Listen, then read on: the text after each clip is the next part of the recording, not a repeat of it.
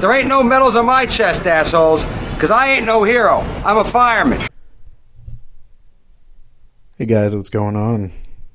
Hope you had a wonderful Christmas and had some time to enjoy your families and make some good memories.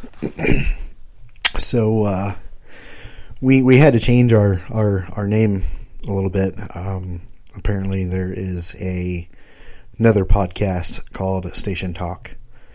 So we are now Station 3 Talk, which hopefully there's nobody else out there that has that name. And I don't want to steal anybody's thunder. So there you have that. So today I want to talk about the win, I should say. I'm sure a lot of you have been there where you get a rash of bad runs, and it really wears down on you after a while. And eventually you just need a win, And we last year we had that similar situation. There for a long time, it seemed like every time the pager went off, somebody died. Cardiac arrests and DOAs and stuff like that. And it's all part of the game. It's what we do. But after a while, that being around that it just wears down on you, And we had, after this set of runs, right at the tail end of it, we had some pretty gnarly crashes. There was one day where we had two fatality crashes. I mean, maybe 12 hours apart, all on the same day. And the second one, I wasn't on. The first one was a car versus pedestrian, and it was a very, very gruesome scene. Body parts in the road, and it was just nasty. That really, there wasn't really anything we could do. He was gone long before we got there. He was killed on impact, so it was, as far as that goes, there wasn't anything we could do, but it just kind of beats you up a little bit, and, like I said, a few hours later, I wasn't on the second crash, but it involved a young kid, and a couple of our guys that were there knew him, and it was pretty gruesome scene, and tore them up a little bit. But we did, a couple days later, we did end up getting a win. I don't know how many details I'm allowed to give here, so I'll, do my best not to get myself in trouble. But we got called 10 o'clock at night for a rollover crash with a family stuck inside. And of course, we heard, or at least for me, the page mentioned kids, and my adrenaline just skyrocketed, and I couldn't move fast enough.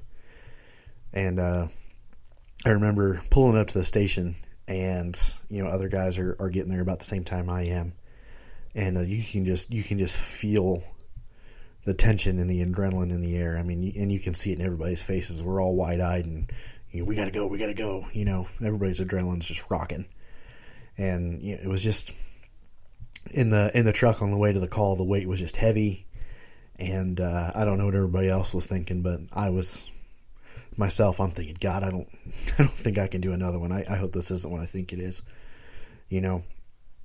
And we get there, and we find the car on its side down in a culvert, about a 10-foot drop down, 5 to 10 feet, I'd say. But the car was wedged perfectly in between the concrete walls. So there was just a little bit of space underneath, but not much. We made our way down there. There was two kids trapped and mom in the still in the car. And we worked our way down there and used rescue jacks to stabilize the vehicle. Decided to cut the windshield out. That was our our plan of getting them out. And they sent me in the car because at the time I was the smallest guy around. So I worked my way into the car, and we ended up getting mom out first, and we ended up getting the kids out, and no real serious injuries. Just more scared than anything. And I just remember feeling, after it was all said and done, I had to excuse myself. I took a step behind the engine and had myself a little cry. Yeah, once we got everybody out and the excitement was over and we were just, everybody was in the ambulance on their way to the hospital. We were all standing around and it was just night and day, the difference between the atmosphere and everybody's feelings.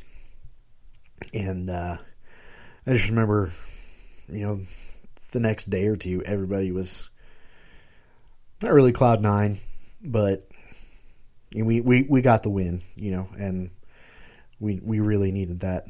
And it really,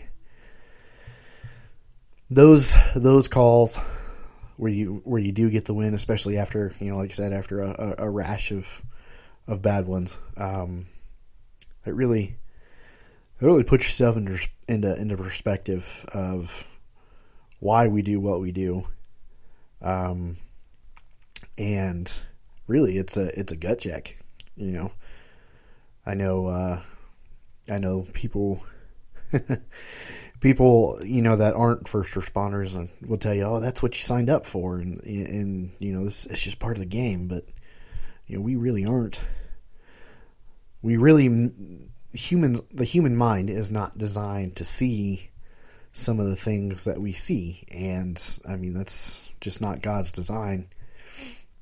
And it's unfortunate that these things happen, but fortunately there are people like us that, we can step outside of ourselves and through all the chaos and the adrenaline and the nasty, the nasty, gruesome stuff and the death and whatnot, we can kind of step outside of ourselves and get the job done.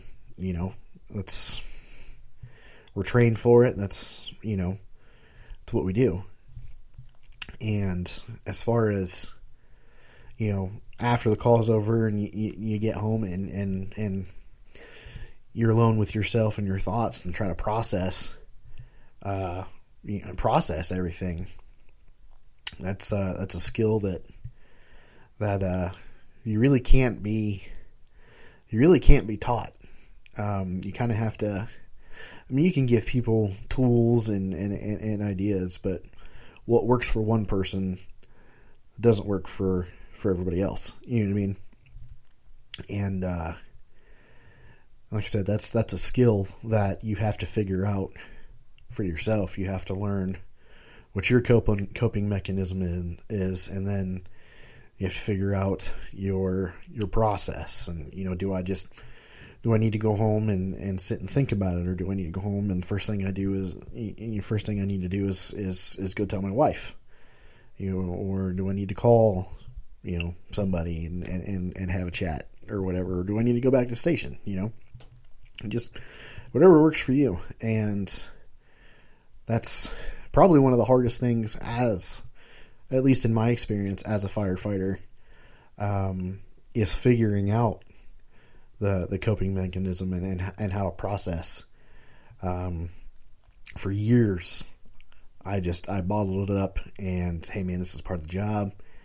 And for a while I was terrified. Like when I first started having, issues with PTSD and depression, I was having nightmares. I was, waking up in the middle of the night, replaying calls in my head and, sitting watching, Chicago Fire or Rescue Me or whatever with my wife, and I'd start having flashbacks, and my mind would go back to the bad calls and stuff. And first I thought, like, man, this isn't okay. Like, I'm, pardon my French, but I'm just being a pussy. You know what I mean? I just need to tough it out and it'll go away. And, I'm also thinking to myself, none of the other guys around me are having these issues. So there must be something, wrong with me. I must be weak.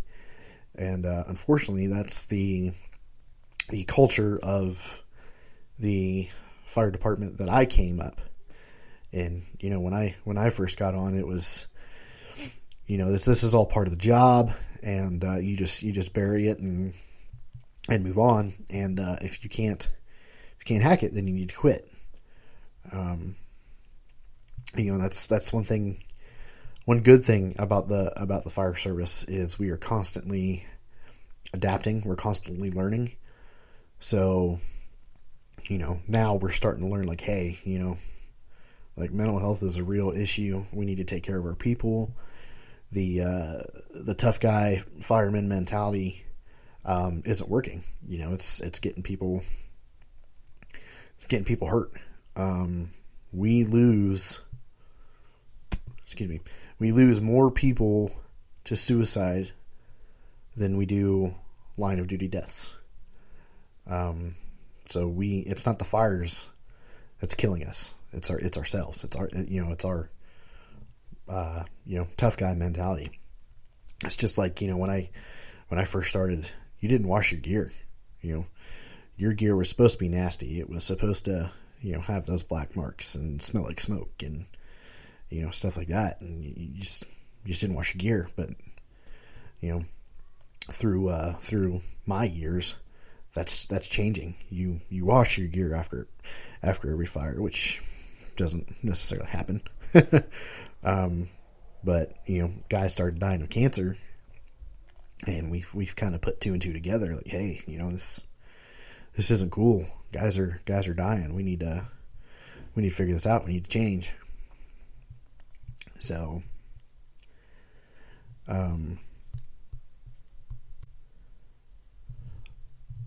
well, guys, I'm running out of time here, so this is going to have to be a two-parter. So this is episode 3, and I guess we'll have an episode 3 part 2. So stand by.